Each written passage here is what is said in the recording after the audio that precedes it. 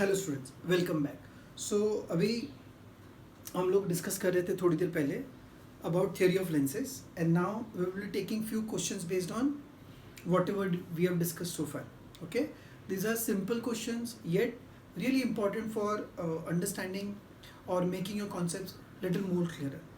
Now I'll begin with a very simple question जो कुछ इस तरीके से बच्चों कि हमसे बोला गया है कि एक what you can say is a biconvex lens. ठीक है ना, ऐसे एक biconvex lens है, इसका रिफ्रैक्टिव इंडेक्स 1.5 है, एक तरफ की रेडियस 10 सेंटीमीटर है और एक तरफ की रेडियस 20 सेंटीमीटर है.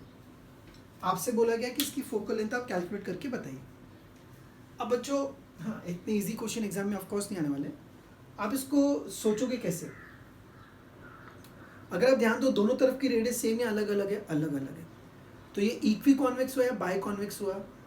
बाय कॉन्वेक्स हुआ. कॉन्वेक्स दोनों सर्फेसेस कॉन्वेक्स है. ओके, सराउंडिंग मीडियम के रिफ्रैक्टिव इंडेक्स की चर्चा नहीं की है, तो आपको मान के चलना है कि वो एयर है, यानी दोनों तरफ का रिफ्रैक्टिव इंडेक्स सेम है, लेंस का 1.5 है और ये बाय कॉन्वेक्स लेंस है. सो अगर आपको फॉर्मूला याद है, so 1/f is mu of lens upon mu of surrounding -1 in the bracket. Sign convention use करने के बाद 1/r1 positive plus 1/r2 positive. बच्चों याद रखना, साइन कन्वेंशन में यूज कर चुका हूं. ठीक है, अब सिर्फ वैल्यू सब्स्टिट्यूट कीजिए तो क्या आएगा? ये म्यू ऑफ लेंस 1.5, सराउंडिंग का 1 -1, 1/10 प्लस 1/20. सो 1.5/1 यानी 1.5 - 1 यानी कि 0.5 यानी कि हाफ, इनटू इसको 20 करने के लिए ये 20 तो ऊपर भी 2 होगा. सो 2/20 प्लस डिनोमिनेटर सेम करने वाला अपना method. 2/20 1/20 is 3/20, that is 1/f. सो अगर आप रेसिप्रोकल लेंगे तो f की वैल्यू आ जाएगी 40/3. तो ये इसकी फोकल लेंथ है और ये पॉजिटिव आ रहा है, देखो फोकल लेंथ, यानी कि it is a converging lens. फिलहाल आपकी जो कॉन्वेक्स लेंस है वो कन्वर्जिंग लेंस की तरह बिहेव कर रही है. सिंपल है, इसको नोट कर लीजिए. It was a warm up question और अ प्रैक्टिस क्वेश्चन. ठीक है, चलिए इसके बाद का जो क्वेश्चन है बच्चों वो कुछ इस तरीके से है. आई होप आप लोगों ने लिख लिया. और चलिए मैं क्वेश्चन को थोड़ा सा चेंज कर लेता हूँ. नया क्वेश्चन बच्चों इस तरीके से है कि पहला सरफेस कॉनकेव है और दूसरा सरफेस कॉन्वेक्स है. जो कॉनकेव वाला सरफेस है उसकी रेडियस 60 है, इसकी रेडियस 60 सेंटीमीटर है, और जो कॉन्वेक्स वाला सरफेस है उसकी रेडियस 20 सेंटीमीटर है. फिर से इसका म्यू 1.5 है. ठीक है, क्वेश्चन क्या बच्चों पता है? Find focal length of the lens. Find focal length of the lens. एक बार light is incident from the right side. आपको फोकल लेंथ फाइंड करना है. First, light is incident from right. कुछ सिखाना है मुझे इसलिए ले रहा हूं मैं. Second time light is incident from left. एक बार लाइट राइट से आ रही है और एक बार लाइट लेफ्ट से आ रही है. चलिए, अब ये कैसा सिचुएशन आ गया जिसमें एक सरफेस कॉनकेव और एक सरफेस कॉन्वेक्स है. तो आप सही मायनों में साइन कन्वेंशन यूज करके सॉल्व कीजिए. अगर मैं फर्स्ट वाला केस सॉल्व करूं, फर्स्ट वाला केस, तो जैसे ये प्रिंसिपल एक्सिस हो गया, लाइट यहाँ से राइट से लेफ्ट जा रही है. सोचो ये जो सरफेस है कॉनकेव वाला, ध्यान देना बच्चों, ये मेरे पास पहले आया, तो इसका सेंटर C1 कुछ ऐसे होगा. Please pay attention. Optical centre, तो पोल से ऑप्टिकल सेंटर हम ऐसे चलेंगे फर्स्ट सरफेस के लिए, जबकि incident raise from right, incident raise from right in the first case. ठीक है, ओके, मतलब इंसिडेंट रे को हमको ऐसे लेना है, राइट से लेना है. लाइट राइट से आ रही है तो लाइट का डायरेक्शन ये हुआ. सो पोल से सेंटर ऑफ कर्वेचर हम भी ऐसे ही जा रहे हैं, पॉजिटिव होगा. सो फ्रॉम राइट अगर लाइट आएगी,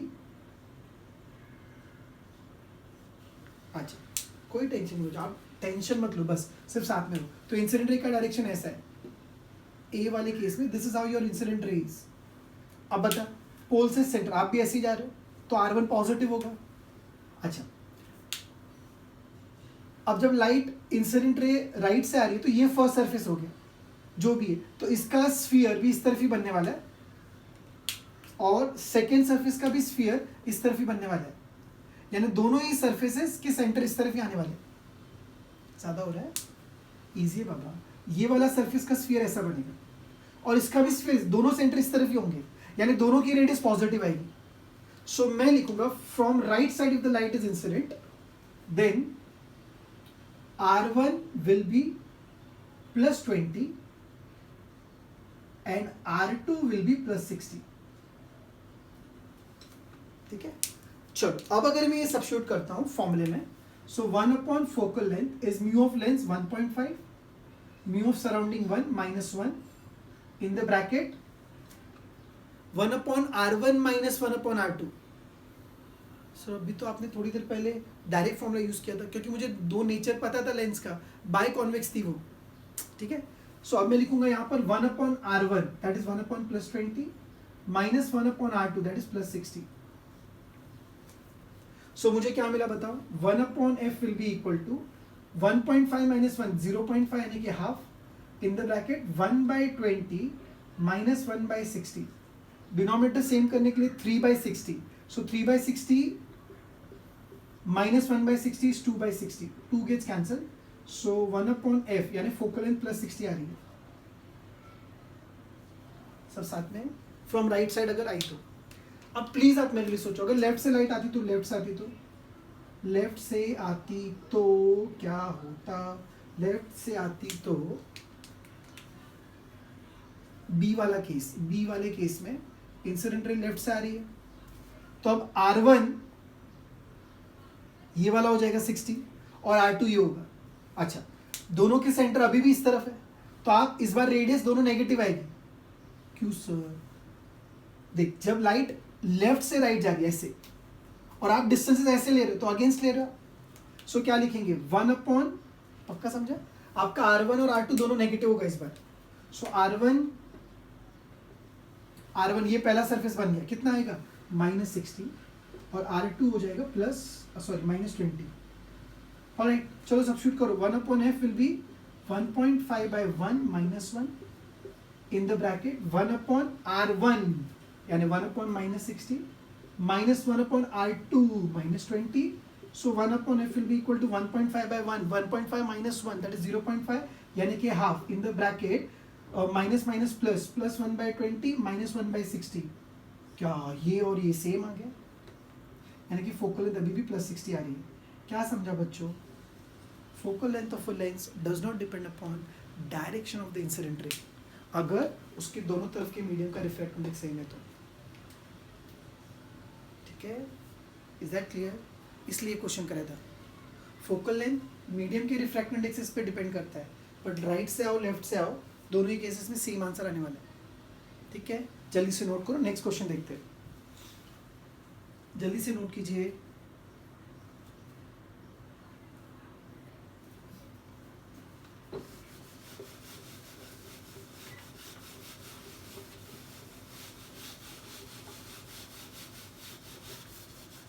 एक बहुत ही कॉन्सेप्चुअल और एकदम आसान क्वेश्चन है बच्चों। वो कह रहे हैं कि हमारे पास एक कॉन्वेक्स लेंस है इस तरीके से और एक कॉन्केव लेंस है इस तरीके से। सो एक कॉन्केव है और एक कॉन्वेक्स लेंस है, जो दोनों लेंसेज के बीच का सेपरेशन वो d है। ये प्रिंसिपल एक्सिस है कॉमन, जो इंसिडेंट रे है वो पैरेलल है प्रिंसिपल एक्सिस को। अब जो कॉन्वेक्स वाली लेंस है उसकी फोकल लेंथ उन्होंने 10 दे रखी है, और जो कॉन्केव वाली लेंस है उसकी फोकल लेंथ दे रखी है उन्होंने 20। You have to find value of d, आपको d की वैल्यू फाइंड करनी है, सो दैट इस सिस्टम की जो फाइनल एमर्जेंट रे है वो भी प्रिंसिपल एक्सिस को पैरेलल है। Very interesting. और इसको सॉल्व करने के दो मेथड है बच्चों, एक आज हम डिस्कस करेंगे और एक टाइम आने पे आपको खुद को पता चल जाएगा, हाँ वो क्वेश्चन हम ऐसे भी कर सकते थे। हो क्या रहा है बच्चों, देखो आप, लाइट जैसे आ रही है लाइट वैसे ही जा रही है, ये समझा? जैसे लाइट आ रही है वैसे ही वो जा रही है। पैरेलल आई पैरेलल जानी चाहिए, उस हिसाब से आपको डिफाइन करना है, ठीक है? कैसे सोचोगे? इसको दो पार्ट में डिवाइड करें बच्चों। जब लेंस मतलब जब लाइट पैरेलल आती है तो उसकी इमेज क्या बनती है? फोकस पर। तो इसकी रिफ्रैक्शन की जो इमेज बनी होगी उसके फोकस पर बनी होगी, यानी यहां से जो इमेज बनी होगी वो 10 पर तो पक्का बनी होगी। अब कॉनकेव लेंस, अच्छा, और इसने जो इमेज बनाई होगी वो कॉनकेव लेंस के लिए क्या बनेगा? ऑब्जेक्ट। कॉन्वेक्स लेंस ने जो इमेज बनाई वो कॉन्वेक्स लेंस ने जो इमेज बनाई वो कॉनकेव लेंस के लिए क्या बनेगा? ऑब्जेक्ट। बोलो भाई।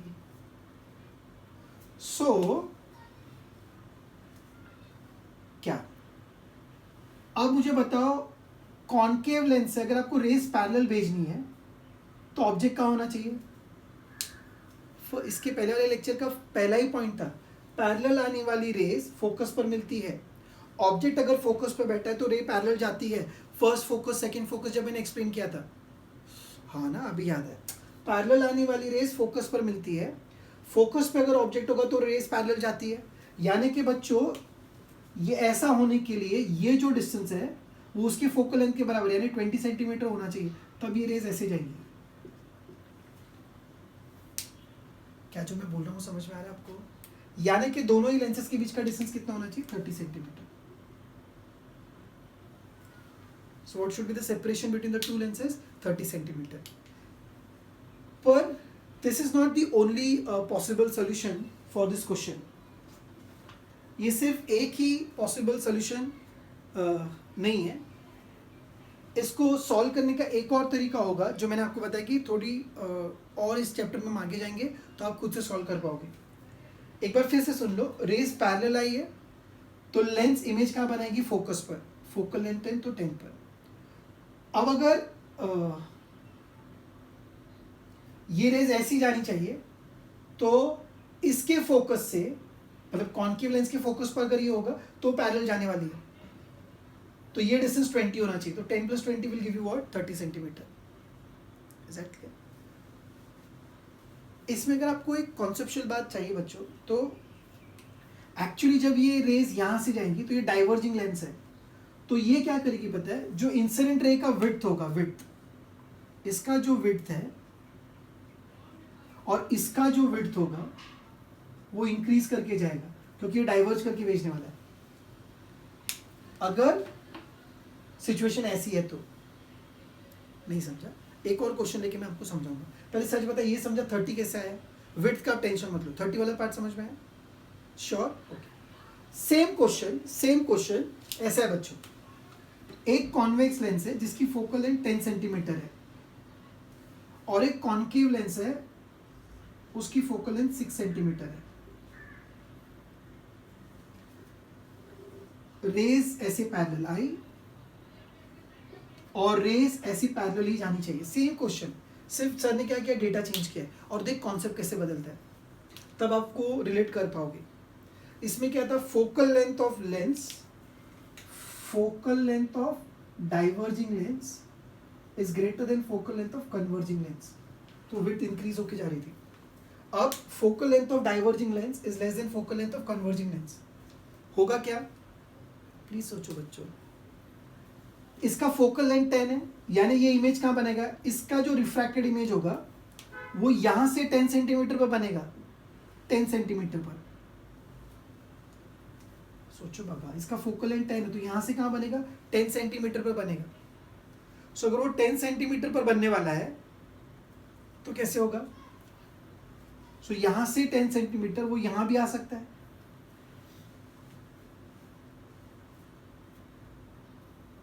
और हो सकता है कि वो कॉन्केव लेंस को क्रॉस कर जाए। Are you getting what I am saying? इसमें कैसे 10 सेंटीमीटर 20 बढ़ा था तो वो बीच में इमेज बन गई। अब इसका फोकल लेंथ 10 सेंटीमीटर, इसकी फोकल लेंथ कितनी है 6 सेंटीमीटर है, यानी इसका फोकस 6 पर होगा। सोचो जरा, इसका फोकस अगर 6 पर होगा, पर ये इमेज कहाँ बनाने वाला है 10 पर, यानी कि इस बार इस लेंस के लिए जो ऑब्जेक्ट होगा वो इसके ये वाले फोकस पर नहीं, इस तरफ वाले फोकस पर होगा। गया ऊपर से, अच्छे से करते हो। इसने जो इमेज बनाई वो यहां से 10 पर बनी, इसका फोकस इस तरफ भी 20 पर है, उस तरफ भी 20 पर है, तो इसकी जो इमेज थी वो इस वाले लेंस के ये वाले फोकस पे जाके बनी। अब इस केस में इसकी फोकल लेंथ कितनी है 10, तो इमेज कहां बनेगा यहां से 10 पर। ओके, इसका फोकस कितना है 6 ही है ना, इसका फोकल लेंथ 6 है, जबकि इमेज कहां बना रहा है 10 पर बनाने वाला है।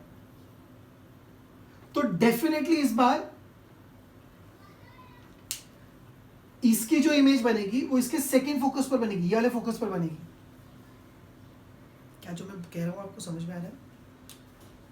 इस वाले क्वेश्चन में इमेज 10 पर बनी, ये समझ में आया? इसका फोकल लेंथ 20 है, तो यहां से मैं 20 आ सकता था। इसमें इसकी फोकल लेंथ कितनी है 6 है, अगर इसकी इमेज यहां से 10 पर बनी तो उसके फोकस पे मिलेगी नहीं, आपको उस तरफ ही जाकर मिलेगी वो। तो ये रे ऑफ लाइट ऐसा कुछ होगा, देखो यहां से लाइट रिफ्रैक्ट होगी,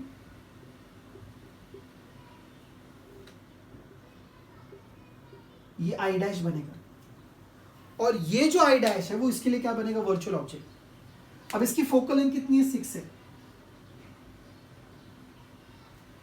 जबकि ये डिस्टेंस कितना है 10 सेंटीमीटर है, तो सोचिए कितना होना चाहिए 4 सेंटीमीटर। अच्छा, अब अगर ये लाइट यहां, ये तो ऐसा होता वर्चुअल ऑब्जेक्ट बनेगा वो, इसका जब मैं डाइवर्जेंस बनाऊंगा तो वो रेज ऐसे जाएंगी,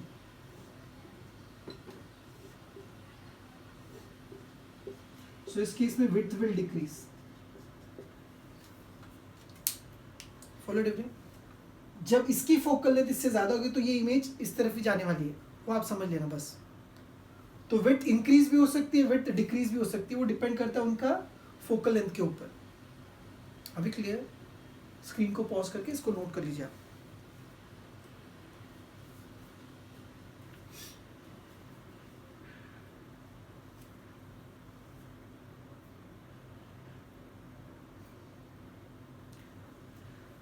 ओके, चलिए आगे बढ़े।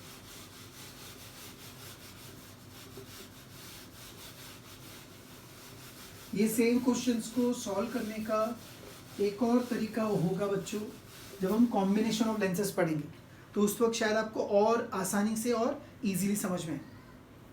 चलिए एक और आसान सा क्वेश्चन बिना मेरी मदद के आप सॉल्व करने की कोशिश कीजिए। ऐसे मान लीजिए एक लेंस है, इसका फोकल लेंथ मान लीजिए दे रखा है 10 सेंटीमीटर, और एक पॉइंट ऑब्जेक्ट है जो यहां से 15 सेंटीमीटर पर है। आपसे बोला गया find position of image, find position of image, image की पोजीशन फाइंड कीजिए। कैसे करेंगे? सो क्या फॉर्मूला आपके पास 1/f is 1/v minus 1/u, भूल गए थे ना आप ये फॉर्मूला, इसके पहले वाले सेशन में हमने डिराइव किया था। तो ये कैसे स्ट्राइक हुआ आपको? फोकल लेंथ जब दिया है, ऑब्जेक्ट डिस्टेंस दिया है, इमेज डिस्टेंस से फाइंड करना है, और क्या। ठीक है, सो मुझे बताइए कौन सी लेंस है ये?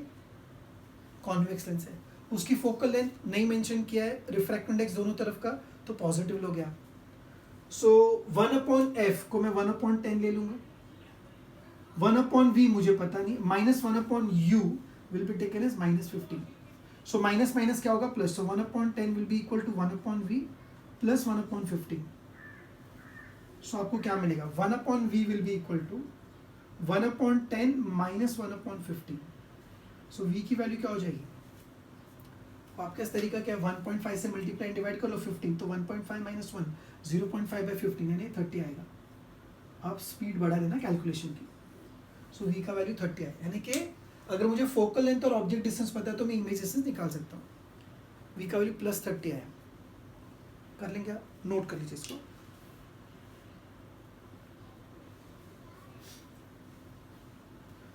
ओके, अब सिंस मैं ये प्रैक्टिस करा चुका हूं आपसे एक क्वेश्चन, अब जो रियल क्वेश्चन है वो हम डिस्कस करते हैं। चलो बच्चों, we have got an arrangement, हमारे पास एक ऐसा अरेंजमेंट है जिसमें दो लेंसेज है, एक मान लीजिए कॉन्वेक्स है और एक मान लीजिए कॉन्केव है। दोनों की फोकल लेंथ 10 सेंटीमीटर ईच है। दोनों के बीच का सेपरेशन इस बार दे रखा है 10 सेंटीमीटर, और कॉन्वेक्स लेंस से ऑब्जेक्ट का जो डिस्टेंस है वो 15 सेंटीमीटर दिया हुआ है। आपसे बोला गया find the final position of image, find final position of image. तो वापस से क्या कॉन्सेप्ट यूज करोगे मेरे बच्चों? कॉन्वेक्स लेंस जो इमेज बनाएगा वो कॉन्केव लेंस के लिए ऑब्जेक्ट बन जाएगा, फिर उसका इमेज डिस्टेंस आपको आंसर देने वाला है। क्या करेंगे? चलिए, सो पहले कॉन्वेक्स के लिए अगर हम फाइंड करें, कॉन्वेक्स के लिए अगर हम फाइंड करें, चलो 1/f, टाइम वेस्ट नहीं करते, 10 + 10 आएगा, 1/ ऑब्जेक्ट डिस्टेंस। ज़्यादा फास्ट हो जाए तो मुझे बता देना भाई। अभी इसके पहले वाला तो सम था, ये 10 था, 15 था, तो 30 आने वाला है। सॉरी, +15 क्यों लिया? एक्चुअली माइनस था, साइन कन्वेंशन से माइनस था, माइनस माइनस प्लस हो गया। उतना आपको आना चाहिए बच्चों। सो ये सॉल्व करने पर v की वैल्यू क्या आ जाएगी? +30। सोचो अगर v की वैल्यू +30 आ रही है बच्चों, यानी इमेज कहाँ बनी? इसकी जो इमेज होगी, ये रे ऑफ लाइट ऐसे आई और ये कुछ इस तरीके से इमेज बनी होगी। यहाँ पर ये 10 था, यहाँ से 30 सेंटीमीटर, ये आई डैश होगा। क्यों सर आई डैश है? वो अभी तो हमने बोला था, इसकी जो इमेज होगी उसके लिए वर्चुअल ऑब्जेक्ट बनेगा।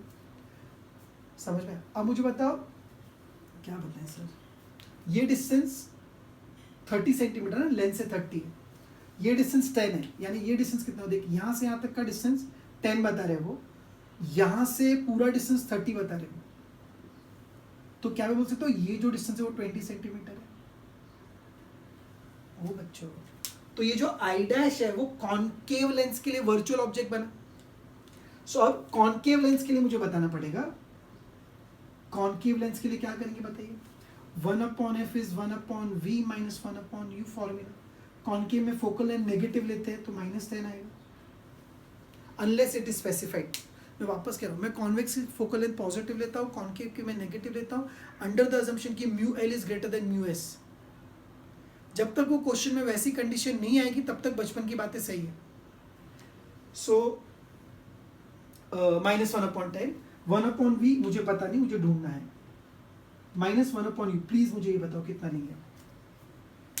कॉन्केव लेंस के लिए ये ऑब्जेक्ट है जो 20 पर है, तो ऑप्टिकल सेंटर से ऑब्जेक्ट आप ऐसे चल रहे हो और इंसिडेंट रे भी वैसे जा रही है, तो ये +20 आएगा।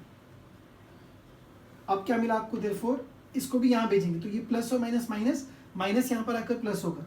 सो -1/10 + 1/20 इज इक्वल टू 1/v।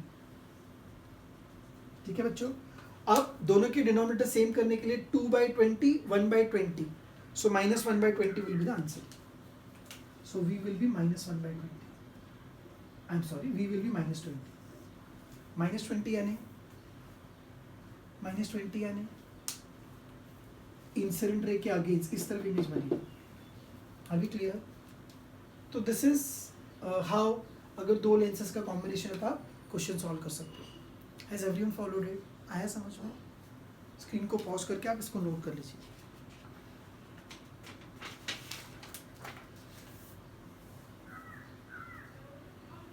अब सोचो बच्चों, अगर आप सही में एनालिसिस करना चाहो, यहां से -20 मतलब इस तरफ, जबकि ये लेंस 10 पर है,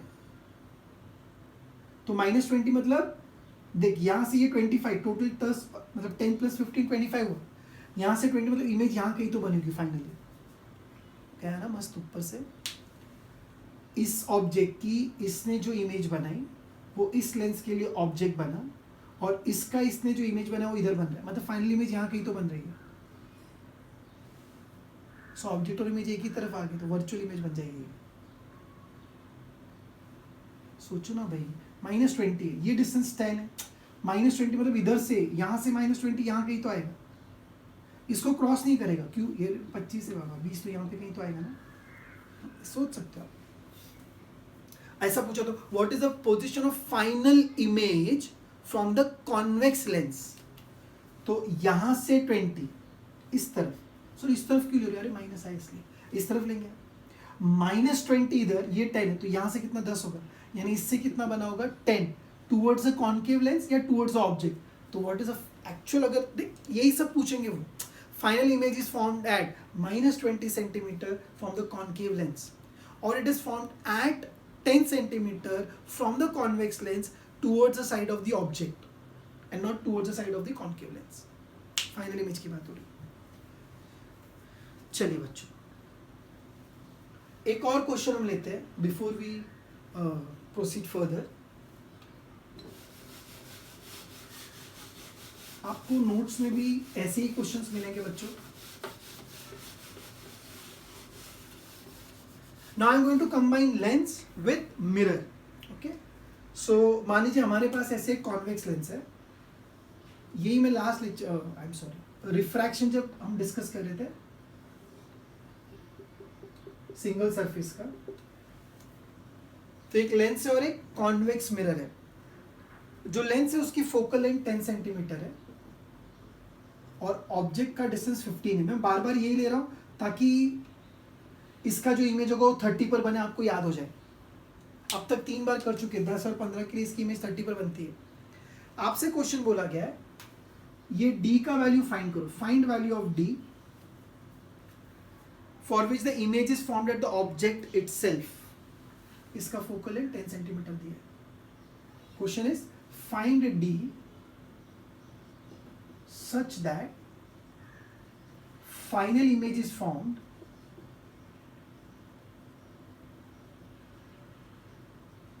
at object itself. Find d such that the final image is formed at object itself. थोड़ा सोचो बच्चों आप, फिर हम आगे की बात करते हैं। क्या करेंगे देखो, 15 तो इसकी इमेज कहां बनेगी 30 पर, इसकी इमेज तो 30 पर बनने वाली है। अब इसकी जो इमेज होगी उसके लिए क्या बनेगा ऑब्जेक्ट। ऑब्जेक्ट और इमेज कोइंसाइड करने के लिए लाइट रिफ्लेक्ट होकर वापस अपने पाथ को रिट्रेस करनी चाहिए, तभी तो कोइंसाइड होगा। For coinciding the light has to follow the same path. So इसका जो रे डायग्राम होगा कुछ ऐसा बनेगा। देखो यहां से रे ऑफ लाइट आएगी और अब सी वी डोंट नो, सिंस ये कॉन्वेक्स मिरर है तो कैसे सोचते हैं, इसकी फोकल लेंथ 10 दी है, इसकी फोकल लेंथ अगर 10 है तो उसकी रेडियस 20 सेंटीमीटर होगी। Focal length is r/2 mirror के केस में।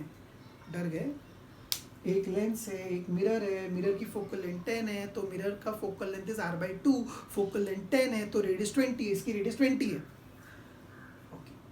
कैसे सोचोगे बच्चों, क्योंकि मैं बताऊंगा तो आपको समझ जाएगा, बट वो क्लिक नहीं हुआ ना। ये कह रहे कि वापस से इमेज इस पर ही बननी चाहिए, फाइनल इमेज, यानी लाइट यहां से जाएगी, इससे रिफ्लेक्ट होकर वापस आनी चाहिए। सो लाइट ने अपना पाथ रिट्रेस करना चाहिए। यस, और लाइट अपने पाथ को रिट्रेस कब करती है, जब वो मिरर पर नॉर्मल इंसिडेंस होगी। मिरर पर नॉर्मल इंसिडेंस होने के लिए यहां से जो रिफ्लेक्टेड रे जाएगी वो इसके सेंटर ऑफ कर्वेचर तक जानी चाहिए।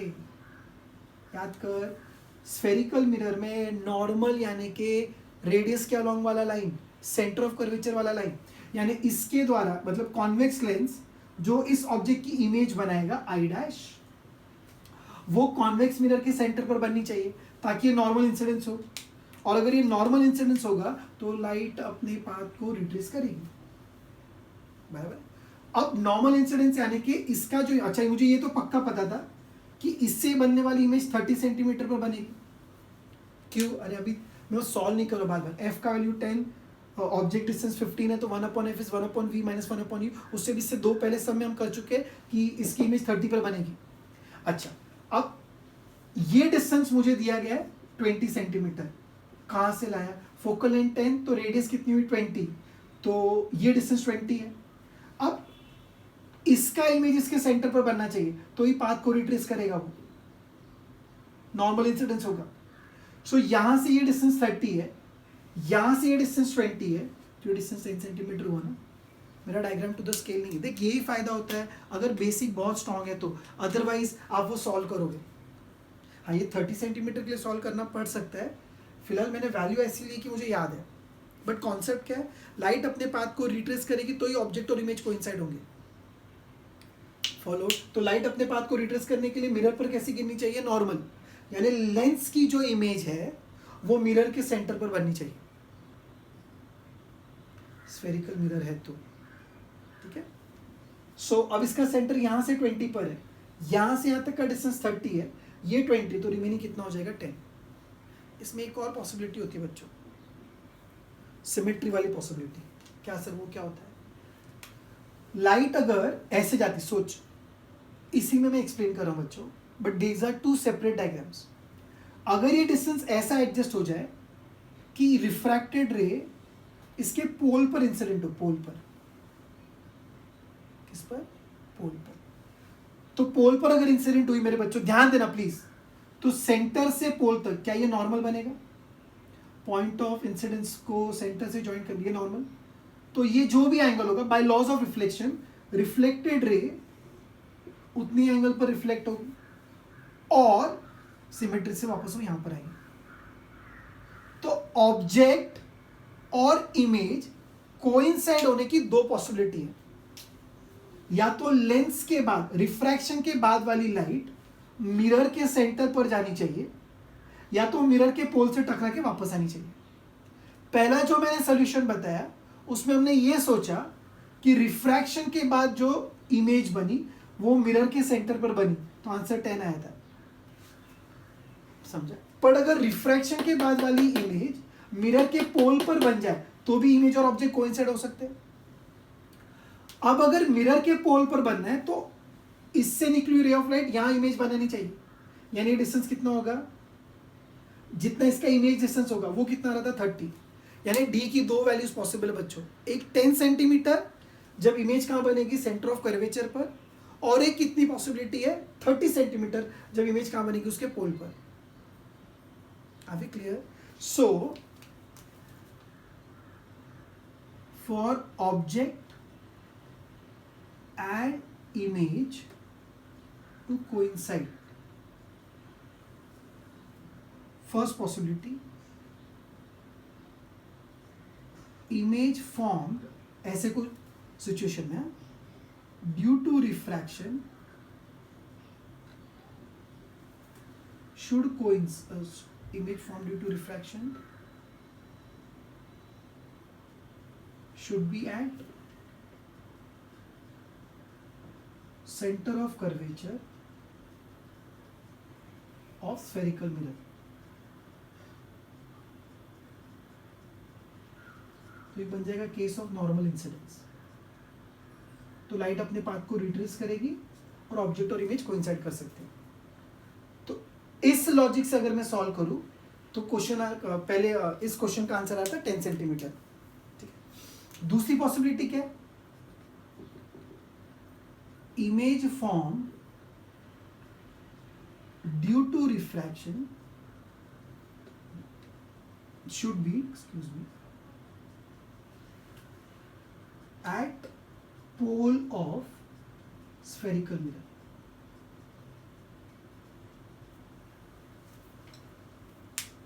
ठीक है, it should be at the pole of spherical mirror।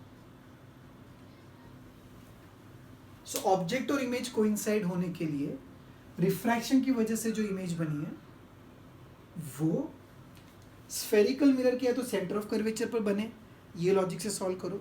तो जैसे हमने पहले किया था, यहाँ से 30, यहाँ से 20, तो इनका सेपरेशन 10 था, फर्स्ट आंसर। या फिर रिफ्रैक्शन की जो इमेज बनी वो स्फेरिकल मिरर के पोल पर बननी चाहिए, तो रिफ्रैक्शन की इमेज कहाँ बनेगी, 30 पर बनेगी, इस डेटा से हमको पता है, यानी इसका पोल यहाँ से 30 पर होना चाहिए, तो सेपरेशन भी 30 आ जाएगा। तो ऐसे क्वेश्चन में दो आंसर पॉसिबल है, एक सेंटर ऑफ कर्वेचर पर इमेज बनेगी तब, या एक पोल पर बनेगी तब। ठीक है, so one of the answer for this question would be 10 centimetre and the other answer is 30 centimetre. अच्छे से नोट कर लीजिए इसको, एक बार फिर से इसको आप रिवाइज करना.